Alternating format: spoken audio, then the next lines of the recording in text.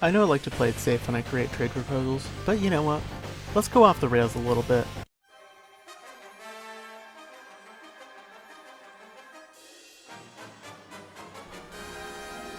Okay, maybe not that far, but you know what I mean.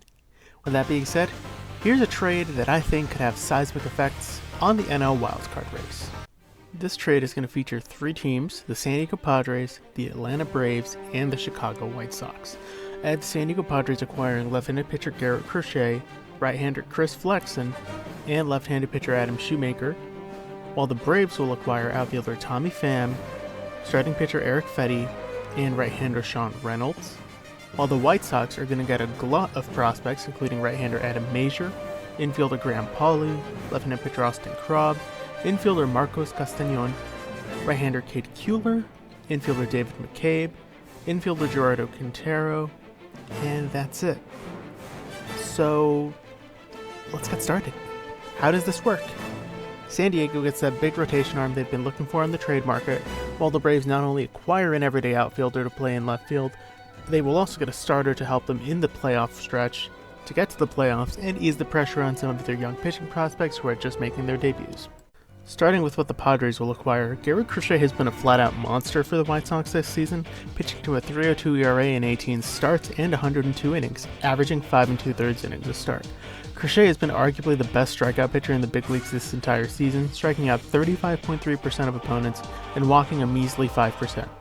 Crochet is undoubtedly the top pitcher on the trade block, and while the White Sox have had extension talks with Crochet, a trade at peak value would logistically be the best option. Now, Crochet is going to command a major return, hence why this package is so big. The Padres would also receive right-handed pitcher Chris Flexen in this deal. Chris Flexen is a guy who doesn't have the best numbers this season, as you can see on screen, but he could be a solid long reliever.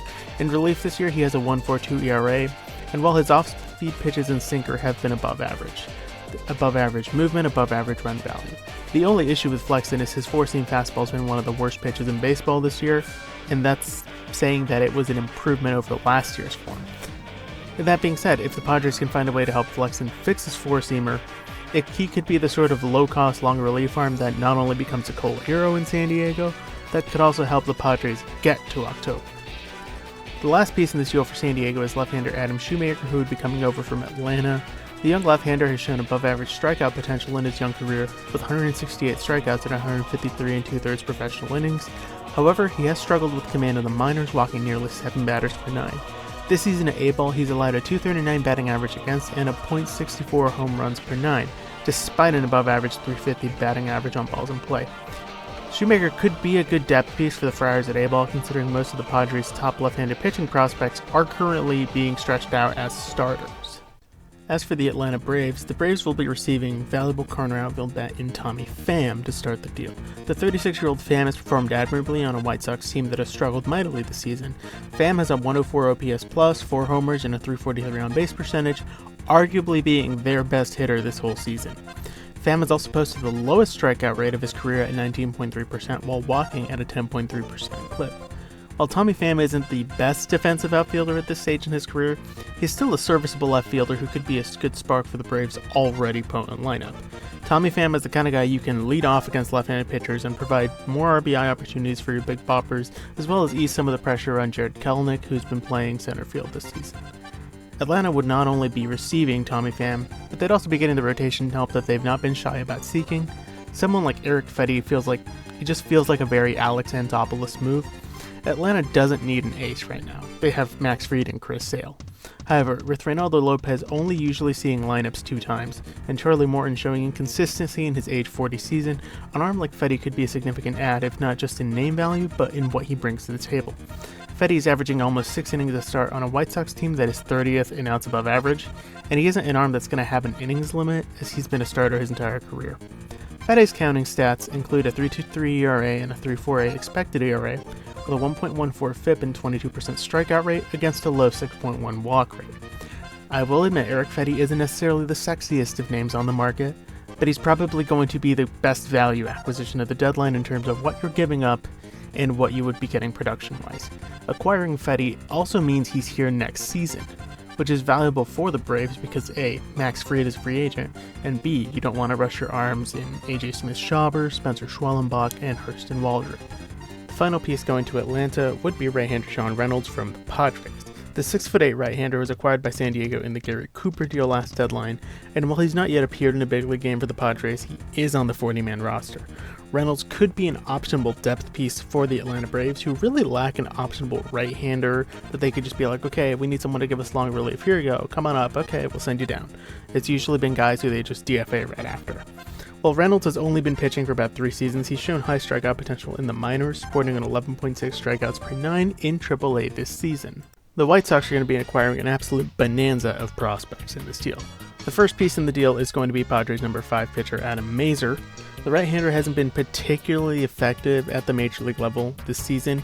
Then again, he hasn't really shown his 60 grade command yet. However, he's been limiting barreled balls and has a strong track record of command in the minors, as in 147 career minor league innings, he's only walked 26 batters. Mazur could be an arm that the White Sox could plug into the rotation at the time of the trade, or they could send him to AAA should they want to give more time to a trade acquisition like Nick Nastrini, who they got in the Lance Lynn deal last season. Next up is going to be probably one of the headliners of this package in Padres number 6 prospect Graham Pauley. Pauley debuted in 2024 but struggled at the big leagues thanks to inconsistent playing time. He has the upside to be a solid middle of the order bat, and he's shown above average plate discipline in his time in the minors. He also seems to have a high base running IQ, as while he doesn't have the highest graded speed, he recorded a 2020 season across 3 levels of the minors in 2023. He also has a positional versatility in his favor because he's played first, third, left, right field, and even second base in the Padres system. So the Sox might not necessarily struggle finding a place for him, it's just like, hey, you're going to play here because we want your bat in the lineup. The third piece of the deal coming from San Diego is left-hander Austin Krob. San Diego's number 9 prospect has had an up-and-down season at AA this season, but was honestly one of the most underrated arms in the minors last season, putting up a 2.72 ERA between A-ball and high A. Krob was also very effective in limiting righties, because he was holding them to 629 OPS across 109 2/3 innings. Now the thing with left-handed starters as they come up is they will usually struggle against right-handed hitting, and Krob was able to neutralize right-handers as well as left-handers last season. He does have an above-average ground ball rate and 3+ pitches that could lead him to success at the back end of a major league rotation. He's not necessarily going to be blowing batters away, but he's the kind of crafty pitcher you want to go 6 innings to start. The final pieces from the Padres are going to be 2 infield prospects, one of which ranked, one unranked. Number 13 prospect Marcos Castañon is a scrappy infielder and a hard-nosed player who understands a lot of the nuances of the game. He is 25, so he might be a little older for a AA prospect, and he's struggled this season at AA because he's been hitting the ball a lot more on the ground this season. Last season he hit 284 with 345 on base, 468 slugging across 2 levels of the minor leagues. So he could be a guy who's kind of major league ready. It just really depends on if he's going to be playing as a bench bat or if he's going to be playing every day. The last piece in the deal from the Padres is infielder Chase Valentine.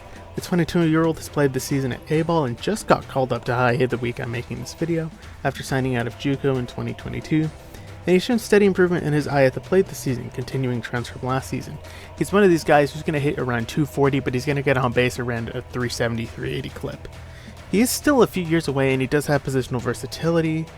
Given that he signed out of JUCO, he might be one of these late bloomers who comes up at age 26 and 27 and brings a big league impact, be it as an everyday or as a role player. The Braves are also sending a few prospects over to the White Sox in this deal, the headliner of which would be right-hander Cade Kuehler. Cade Kuehler is ranked at number 8 in the Brave system and has been dominant at AA this season with a 3.74 ERA and 48 strikeouts in 53 innings. MLB Pipeline cites Kuehler as a guy with up to 7 pitches, most of them being variations of a pitch. He throws a 4-seamer, a 2-seamer, slider, cutter, changeup, curveball, you name it. The fastballs and the slider are kind of his bread and butter. Those are his strongest pitches as rated by MLB Pipeline. Kuehler throws strikes consistently, but has been hit hard as a result at times in the minors. Despite this, he's had a very solid season in AA as mentioned. He's more of a 2026-2027 ETA, so he's an option down the line for the Southsiders in case some of their current pitching options either reach free agency or are just ineffective as starters. Next up is the Braves number 12 prospect David McCabe. The corner infielder has been on the IL this season at high A, but when healthy has performed incredibly well. In his pro career thus far between 2022 and 2023, McCabe has a .270 average and .376 on-base percentage across 544 at-bats, walking 69 times, nice, against 140 strikeouts.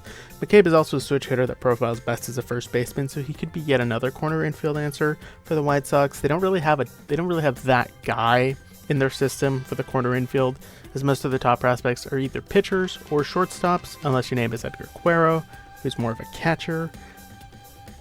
The final piece in the deal is going to be Braves number 28 prospect Geraldo Quintero. The 22-year-old shortstop is AA this season, and he profiles as a kind of scrappy, contact-oriented middle infielder with speed.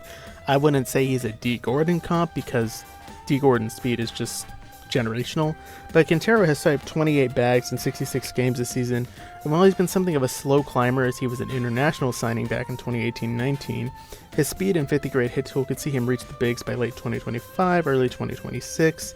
He also profiles as something of a utility man himself, as he's played second and third base in the minors, which could set him up for a future as a utility player, but that speed is definitely an asset that will play off the bench whenever he makes it to the majors. And there we have it, folks, one massive trade that could shake up the league and the NL wildcard race. Again, I am not a GM, I am just someone who loves the game of baseball, so if this sounds a bit out of left field, it's meant to sound that way. With that being said, thank you all so very much for watching this video. I hope you enjoyed it as much as I enjoyed making it. I'm going to go finish editing this. Thank you all very much for watching. Don't forget to like and subscribe on your way out. I will see you all in the next video. With that being said, this is Shatter Baseball, signing off.